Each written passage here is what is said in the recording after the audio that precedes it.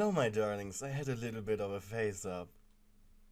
Anyways, I hope you enjoyed today's video, just as much as I enjoyed writing it. But before I dive right into it, this is another Bakugou story, and it would really help out if you could watch the video until the end, like or dislike and comment something down below.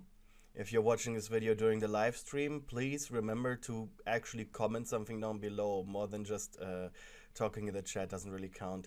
Sorry. What also helps is making fan art and sharing the video around. The more annoying you are, the better really, because hey, then they're gonna be like, hey, what's the fuss about? Oh, that's what they're doing. Nice, I'm gonna stay and subscribe. Or they're gonna be like, no, I don't subscribe, but at least I got another view, so if you could do that, I'd greatly appreciate that. Okie dokie, let's get right into the show. The winter period at UA was a fantastical time. A time where Miss Midnight would show period Christmas movies instead of teaching history. A jolly season where mistletoes were hung up everywhere in the hormone-overloaded dorm of Class 3A. And a wonderful opportunity for Class 1A and B to get drunk on eggnog. Everyone was jolly. The only people who weren't enjoying it were you and people who needed to drive to work. You were cursed with a mutation quirk that showed itself to be more of a disability than superpower during the winter season. Your quirk made your body very much alike to that of an amphibian. Venom secretion, enhanced agility and wall crawling were all things that you could do, but sadly, part of it was also cold blood. So winter turned into an act of survival that ironically was ignored by pretty much everyone. After all, quirks and mutation quirks were the normality now. Of course, you had to have been born in that awkward time where quirks were openly accepted, not special, but also not powerful enough to do godlike things with them. At least you had it better than your father's business partner. His quirk was simply having a quickly regrowing pumpkin for a head that he could throw. Sure, this made him quite popular at Halloween parties, but it was almost impossible to have a serious financial discussion with an overweight jack-o'-lantern who talked to you in a heavy British accent with a personality that made them prone to use harsh language and the word oi. And unlike your friend Sue, who despite everything was still looking quite human, your skin was a smooth and soft pink, and it required you to regular moisturize it. Plus, thanks to your mother's side of the family, you had these weird fins sticking out around your cheeks, similar to the antennas of an axolotl. At the very least, you could stay dry for a while, allowing you to avoid weird situations where you would have to leave classes in the middle of the day to have a quick shower or bath. The problem was getting warm to start the day off. Thanks to your cold-blooded nature, it made movement a drag that was borderline painful. Your heater was set on max, and you were wearing 2 layers of clothing. But still, your body screamed for more heat. On wobbly legs, you made it to the door, being glad it was a Saturday. With shaking hands, you opened your door and felt the cool air of the outside waft across your face. A sickening feeling began to build up inside you. It felt like thousands of needles were shooting right through your face. You just wanted to grab a bite and then immediately go back to bed. After you somehow managed to reach the common room, you sighed in relief. Only Bakugou was present, staring at his phone. He ignored you. "Hey," you mumbled with a blush. Too quiet for him to hear. You didn't know why, but you had a crush on him.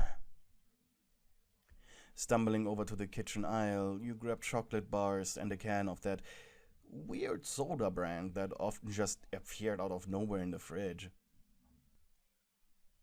Halfway back for the common room, however, you began to feel queasy. You groaned loud enough for Bakugou to notice. "Shut up, watching YouTube." His face turned to mild shock and confusion when he saw your disoriented frame. "You okay?" he barked, throwing his phone on the sofa next to him.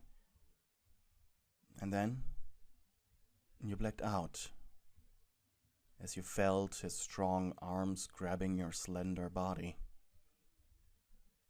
It was just so cold. The first thing you noticed upon regaining conscious was that something warm and soft was wrapped around you, like a heated blanket, and that both your heartbeat and breathing was normal. Katsuki must have called someone for help.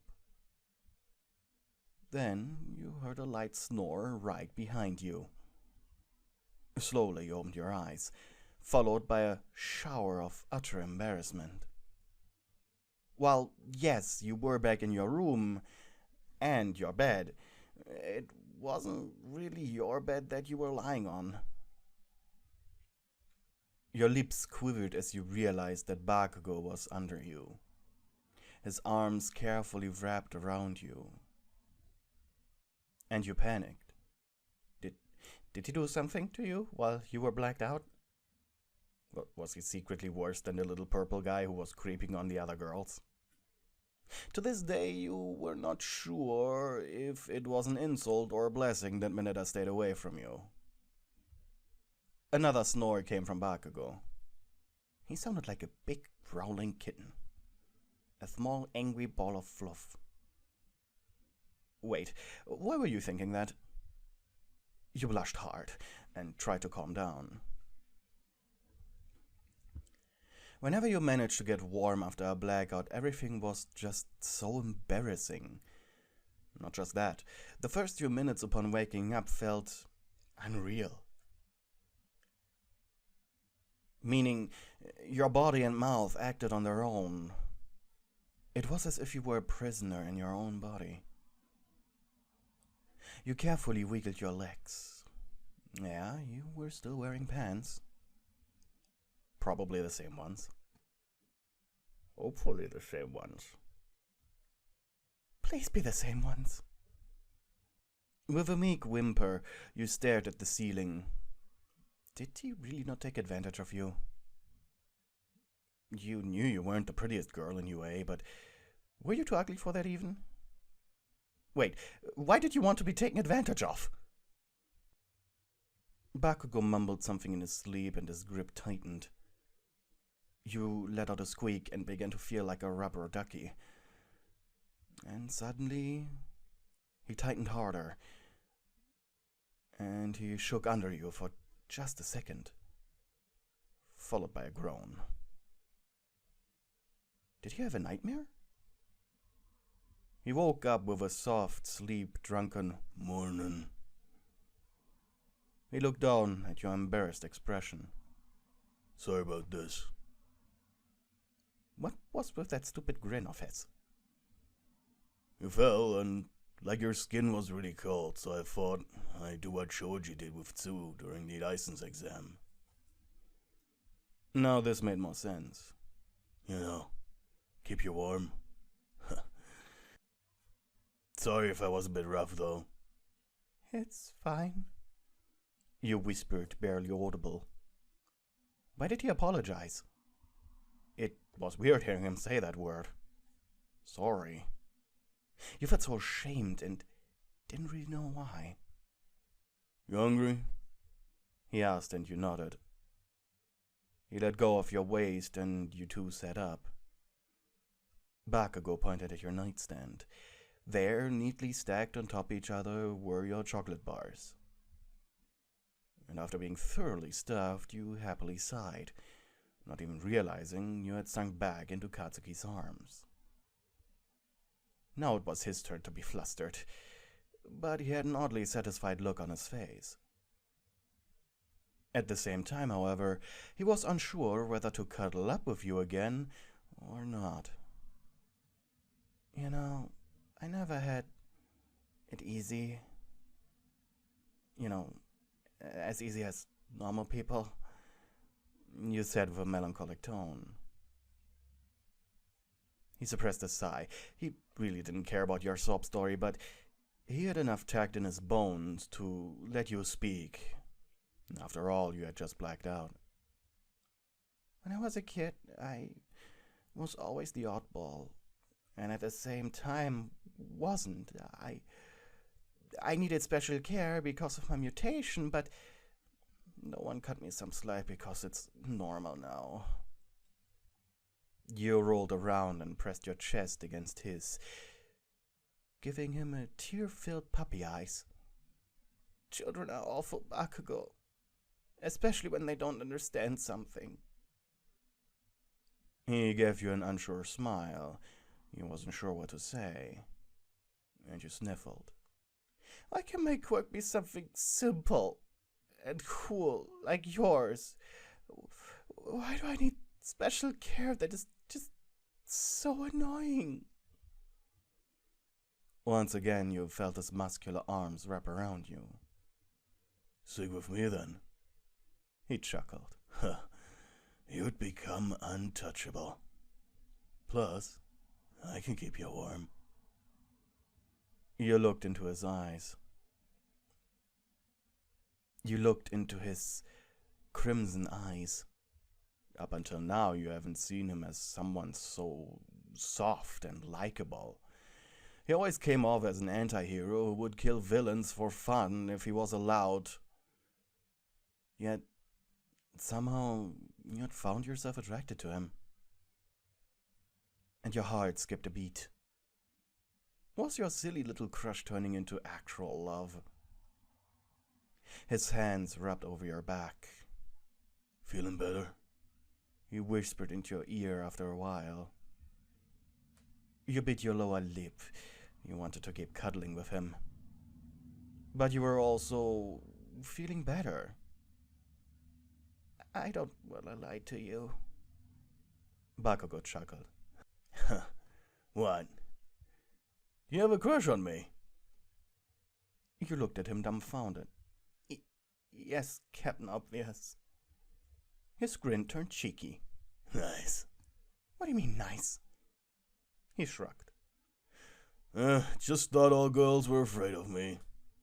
Just nice knowing someone knows how to appreciate my greatness. You suppressed a blush and a giggle. Who would have thought Bakugou was such a dork? But was he your dork? You just had to find out. Does this mean you like me too? He looked down at you. Of course, or else I, you know. Bakugou blushed. Be cuddling with little old me?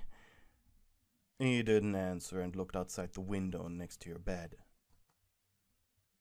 You looked at the ground next to you, a blushing mess, before coming to a conclusion. Exhaling loudly, you gently pressed your head into his warm and protective chest. I like you too, Bakugou.